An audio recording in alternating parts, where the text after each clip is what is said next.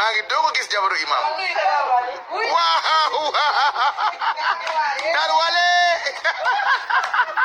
Je t'aime toi. c'est parce que moi je t'aime à la base je t'aime d'un amour je t'aime d'un amour amin amin mais awa maître ñaan yeeg yëpp baax na maître ware yow ndeke gisuma la woon li ñuy liggéey yëpp 20 ans may sa pareewu doom man maa lay doo gis tey laa lay doo ko gis tey laa lay doo ko gis mais mbaa yëg ngeen ni man maay pareewu doomu Awa Traoré Mouhamadoul Bachir man mii maay pareewu def nañu 30 ans mais tey laa lay doo ko gis ndeke gisuma la woon boobu ba tey maa ngi doo ko gis Awa je viens de te voir Awa je viens de te voir